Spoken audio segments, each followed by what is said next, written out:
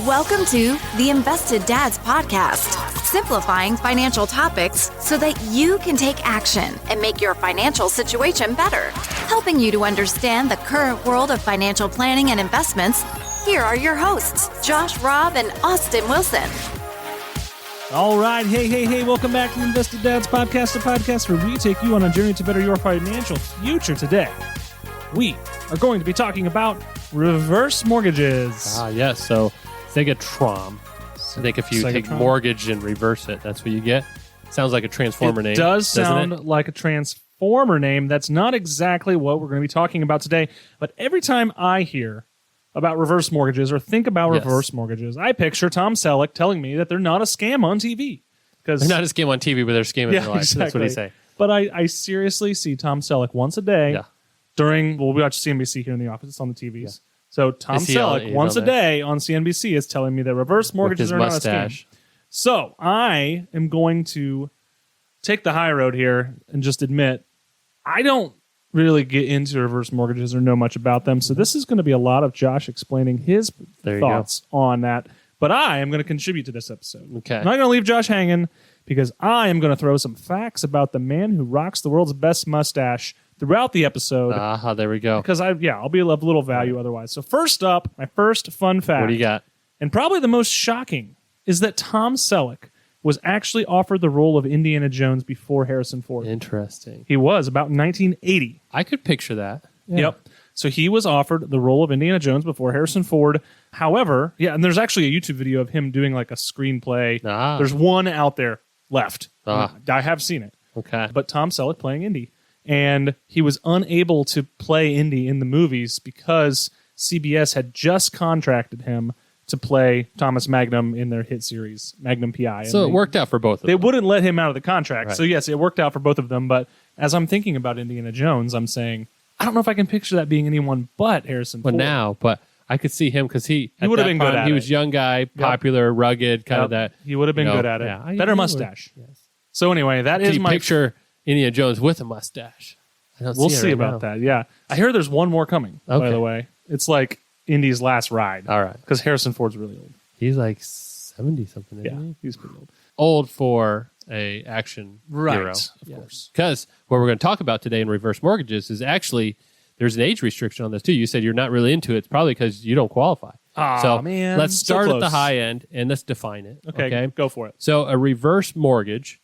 Those two words really describe it. Instead of the homeowner making payments to the lender or the bank for ownership of the home, it's reversed where the person or entity, bank, institution is paying the homeowner backwards to get possession of the home in the future time frame. And so in a sense, they're taking equity, and equity is just what you owe versus what the home's worth. So if the home is a $200,000 home and I have $50,000 I owe, $150,000, the difference is equity, meaning that's value in the home that's mine. Absolutely. And so a reverse mortgage says, okay, if you have $150,000 equity and you want that, you normally have to sell the home to realize that equity. But they would then say, I'll pay you in some form of payments. I will talk about what different ways you can do that for that equity.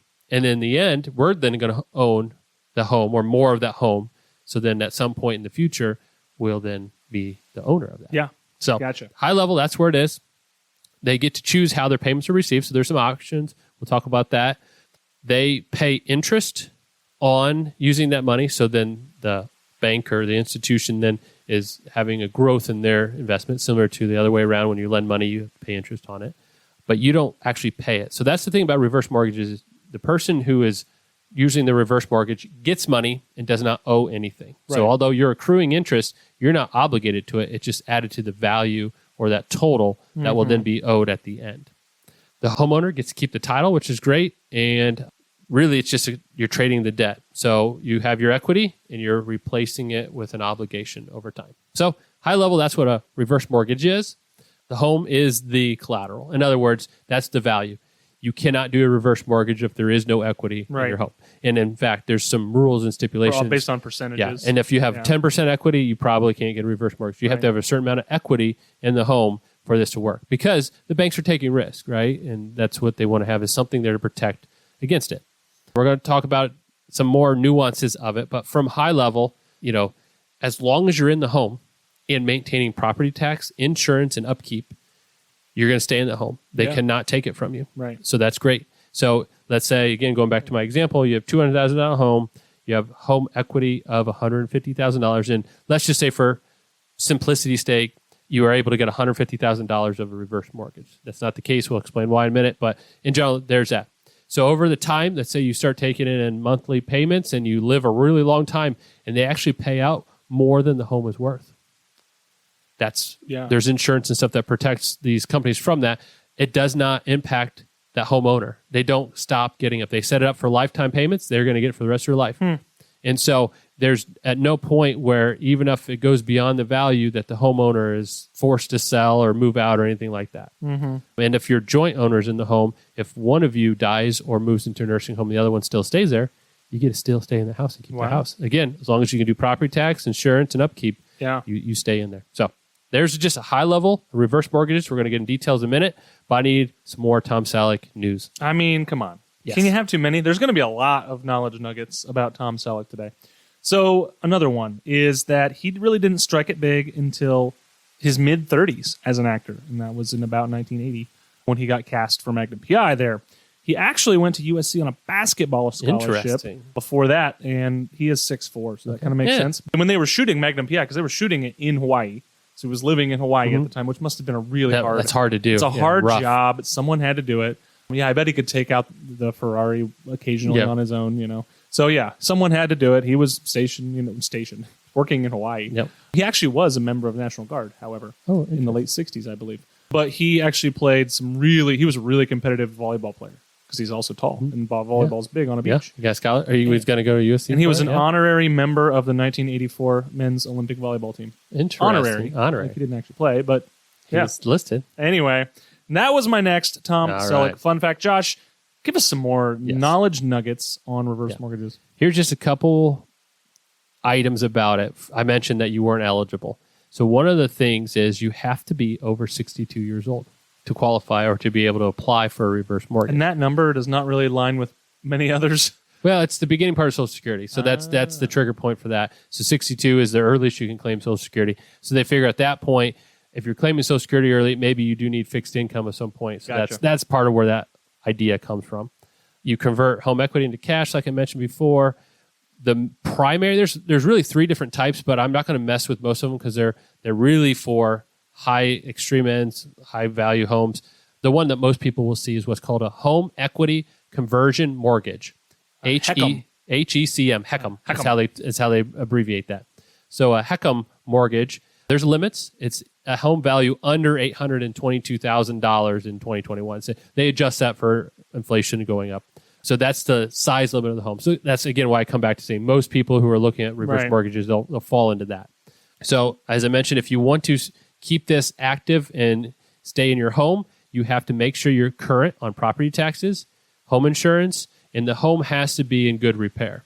And so they will come out and inspect to make sure at that point. Because again, that home is the collateral for this loan. Right. And so they want to make sure that the asset that it's tied to is being kept up. It's less risky to them if you take care of it. Yep. So if you stop living in the home for more than 1 year, then you have automatically need to repay that loan. Now, notice I said repay the loan. Does not mean, and I think this is one of the misconceptions, that the bank automatically owns your home. Right. You have a loan obligation that's tied to that asset. If you have money outside somewhere else, or let's say you pass away in your estate, your heirs, whoever was receiving your money, could choose to just use some assets to pay off the loan and keep the home. That's just a collateral, the piece that they use to come up with the money if need be. Right. And if, depending on how you set it up, and this is, again, coming back to some of the misconceptions, is if the home is owned by both the husband and wife or the two spouses, that is then if one still can stay in there. If the home is in one person's name and they have the reverse mortgage, exactly, you could lose that home or be forced to find a way to cover that cost if that homeowner, the one in the mortgage title, leaves or has to go to nursing care or passes away. Potentially not what someone signed up for. Right. So do your homework and make sure ahead of time you have things titled correctly, because the home reverse mortgage is in one person's name. normally. Yes. But the title's in two names, and that person can still maintain. Right. So just do your work on that. The crazy thing is the reverse mortgage proceeds, whether you get it in lump sum or monthly payments, is not taxable. It's taxable. Not taxable. I love tax-free. The reason is they consider that a loan, an advance loan on this money. Right. All right. So that's a little tidbit there. Probably save you Is a that little money. because they're anticipating that you would probably pay the tax at the sale of the property anyway? That's why it's an advance. It's rolled into all that. Yep. And that's tied to an asset that is a taxable asset. So it's an advance on that. You ready for another mustache moment? I need to know. Mustache moment number, 3. Tom Selleck lives on a 65-acre avocado farm. And he hates avocados. Interesting. But he likes the income, which I'm sure he doesn't need. How many avocados can you grow on 65 acres? I'm thinking a lot of avocados. How do they grow? I mean, is it like... Do they grow on a couple? tree? Yeah, but is like a handful on a tree, or is it like an apple tree where it's like they're all over? You know what I mean? I think it's like an apple. Is it like a banana? Yeah. Only one bunch of bananas grows on each tree. Huh. But they Really? usually grow together. So each individual tree. huge. I think I'm pretty sure I read that once, that there's one bunch of bananas. Did you per know tree. that in a lot of countries, the people who pick the bananas often pee on them Interesting. to keep the bugs away when they're down on the ground before they can collect them? It's crazy. That is crazy. That has nothing to do with what we're talking about right now. I did not know that. Yeah, I'm so going think to about make that next sure time you hold a banana. I guess that's its outer shell, which, by the way, shell peel. yes, the outer Mario Kart? protection. The reason why Amazon gives bananas away is because of that, because then there was no need to wrap or contain them, giving them away. You know, they have stands outside of Amazon headquarters. They do? I don't free know bananas. Free bananas. Really? For the workers, just walk in. They're trying to have them eat healthier, you know. Yeah. And they debated different things. There's no wrapper. Apple, And they're you needed to biodegradable. yes, but for health reasons, if you were giving an apple, they needed to wrap each one individually. So No they banana. debated an It's pre-wrapped. orange and banana. Orange, the peel was a lot harder to do. Banana. So I read this once. We're on a whole big tangent here. But Yeah, we are. that if you go to grocery stores around the area, it's hard to find bananas because all the grocery stores realize anybody can walk by and grab those bananas. We're not going to sell anything because why would you pay for a banana when you can get a free one right over there at that cart? Yeah. And so it's hard to find bananas in grocery stores around the Amazon headquarters. That is funny. Weird. So All right. that is my next Tom Selleckism. Let's talk about 6 ways to get money from your reverse mortgage. So like I mentioned, is how you get that funds is really up to you based on what your needs and situation are. So we'll talk a little bit about qualifying. I'm not going to, it really depends on your situation, credit, equity, all that stuff, because there's closing fees, all that stuff. But in general, once you get that reverse mortgage, they'll kind of ask you, well, how would you like this money? So you can get it in a lump sum, which is pretty straightforward. I mean, it's a chunk right there to you. All the proceeds get you at once. Once your loan closes, you get the money. It has a fixed interest rate. So I mentioned that there's an interest charge for them giving you this money.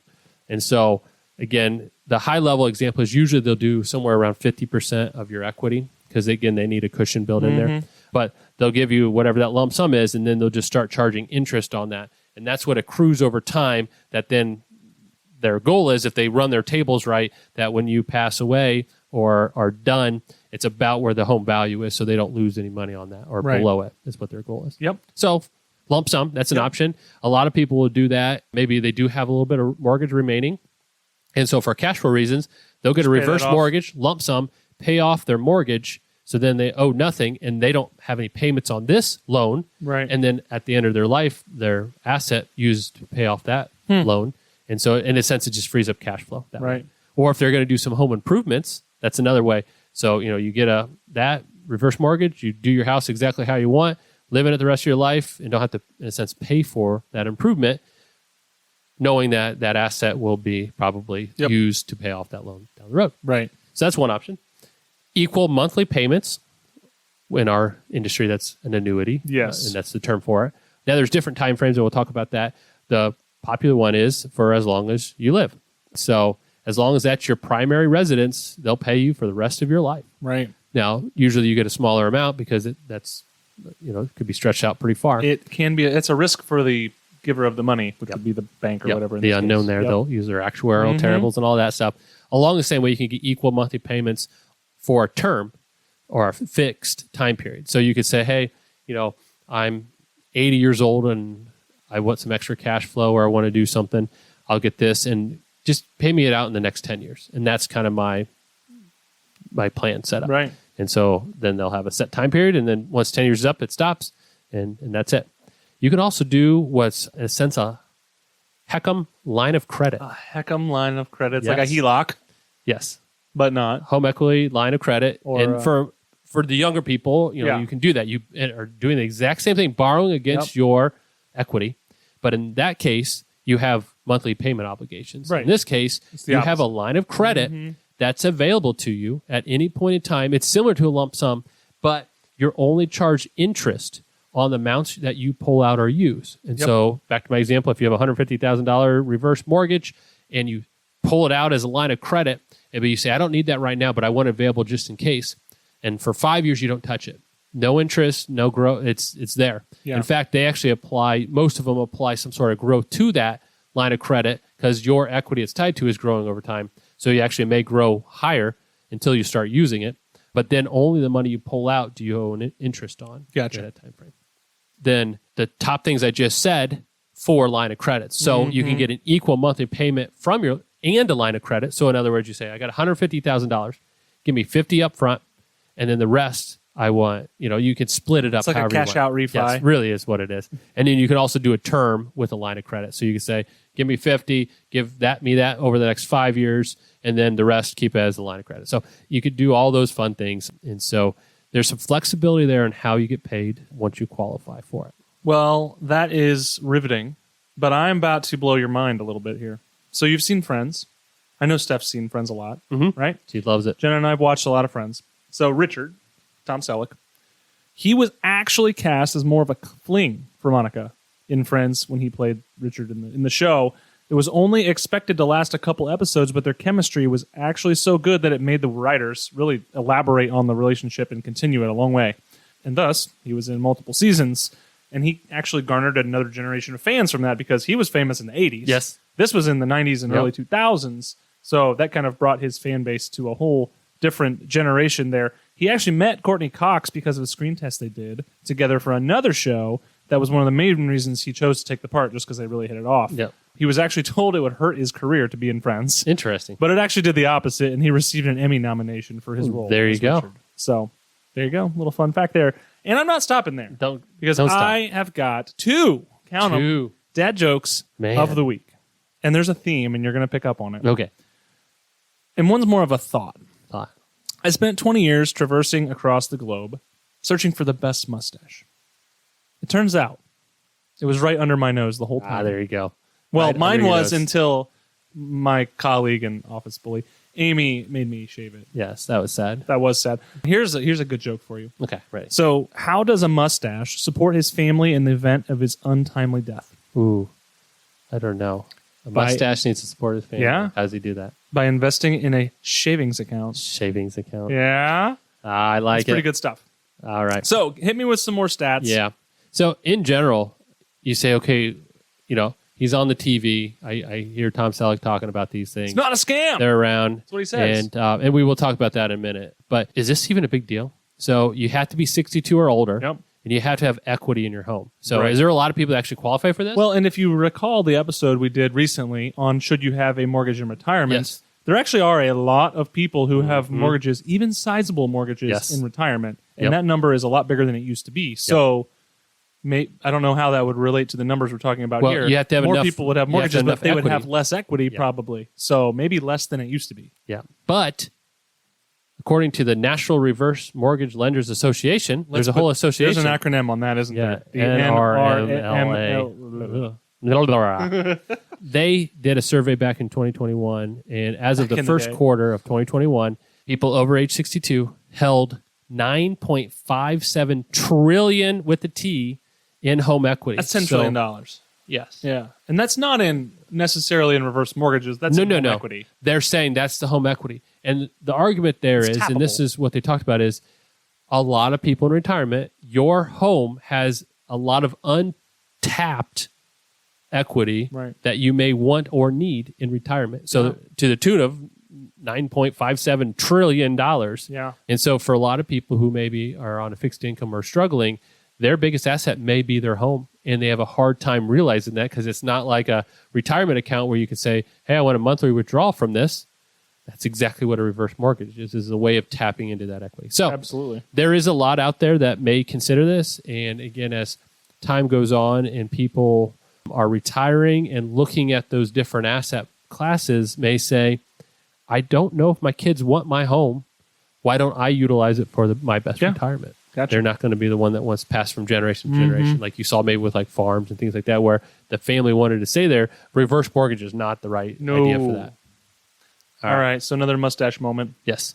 Tom Selleck once took part in Major League Baseball spring training, which I know is a sore subject right now. Yes, I'm so mad about the this. lockout continues. Yes. It's really dumb. It really is. It's selfish. It's and dumb the on everyone's sport that I can remember multiple times of this happening in my lifetime. Yeah. It just seems like of all the sports leagues. They work it out before it gets that far. Yes. It is quite dumb. Anyway, in preparation for his role in the 1992 film Mr. Baseball, he had a mustache in that movie. He had a mustache in that one. He spent 3 weeks at spring training with the Detroit Tigers. So having been born in Detroit, he was actually a big Detroit Tigers fan and felt that it was the most prepared for a movie he had been in his career. Yeah. And speaking of Detroit, his signature Tigers hat in Magnum P.I. was actually his choice. Oh, there you go. He actually got to kind of make the costume, the whole get up. What he would be. He figured out what his look would be, which was traditionally a Hawaiian shirt, Detroit Tigers hat, and some really, really short shorts. Short shorts. It was the 80s. Really short shorts. Yeah. So, Josh, let's kind of bring this all to close here. Does a reverse mortgage make sense for listeners potentially? Well, what am I going to say? What am I going to say? Oh, man. I'll set you up. It depends. And it really does in this case because a reverse mortgage is tapping into an equity source that you're going to then have an obligation to repay down the road. And so depending on what those needs are and what that asset is planning for in your estate planning and your retirement plan, whether or not it makes sense. For people who maybe need some extra cash flow and their home is a large equity piece and the bigger piece of their overall estate, maybe it makes sense for them to utilize that. If they don't think that anybody in their family really wants the home or is going to sell it anyways at the end, could be an option. If you're looking at doing repairs later on in retirement and you're saying, you know what, this is just for me, maybe it's making it more accessible, things like that, and then we're just going to sell it. Those type of things may make sense. But you really need to spend a lot of time. In fact, when you're qualifying for a reverse mortgage, one of the requirements is you go through a course on whether or not it makes sense for you, which I think is a great thing. I think more things should have that requirement in there because it's a big decision for you and for your family. Because again, if there's spouses involved, you got to make sure it's set up right that if something happens to one or the other, you're able to maintain that home and it still be considered your primary residence. So would you say that based on the financial situations you've seen, there are more instances where it doesn't make sense than it does, or vice versa? I think in the industry we're in and kind of the clients we work with, a lot of times there's other ways of accessing cash flow or and so I haven't seen as many opportunities.